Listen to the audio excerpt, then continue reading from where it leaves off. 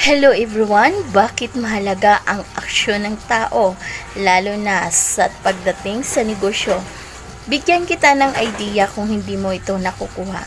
Gaya sa isang pagmamahal, maraming magaling magsalita na mahal nila ito pero sa aksyon hindi mo naman nakitaan.